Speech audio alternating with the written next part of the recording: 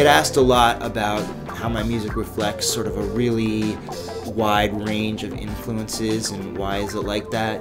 I often go back to the fact that I grew up in Manhattan and I was from a young age exposed to a lot of different vibes. I mean, there was disco, there was heavy metal, there was Latin music, there was country music even. People don't think there's country music in New York, but there is.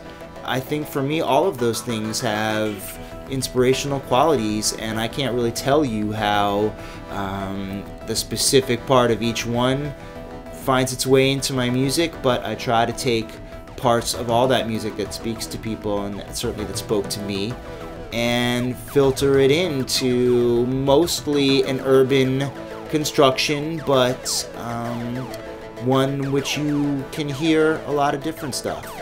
Led Zeppelin, Pink Floyd, Fania All-Stars, Wu-Tang Clan, Blondie, Merle Haggard. I'm into all of it. What's the process for me when I'm in the studio, and how does a track get created?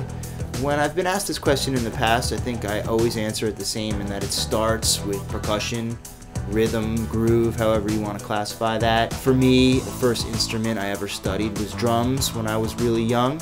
And growing up in New York City, an urban environment, I think rhythm is always sort of the basis of inspiration. I just play around a lot with beats and grooves and build them and layer them.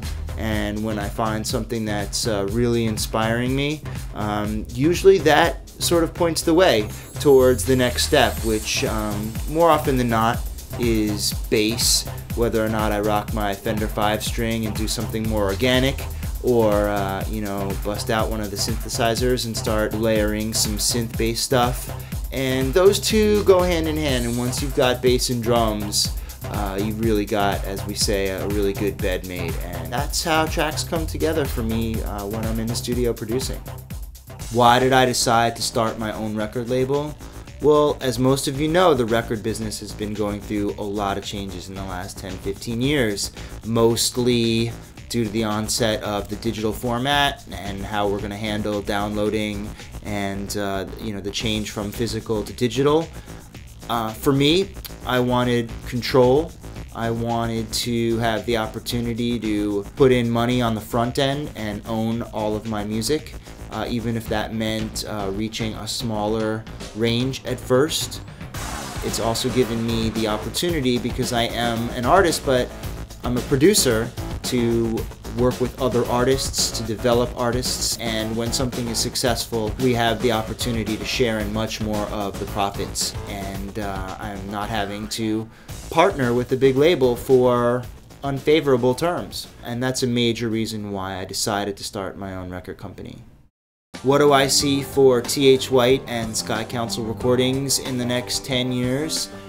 Continuing to make great music, first and foremost, to ever increase our roster and develop select artists that have staying power, to branch more into scoring films, to scoring select advertisements if it's the right scenario, towards perhaps a film division, and to really build it as a tasteful entertainment entity. And we hope to be around for a while.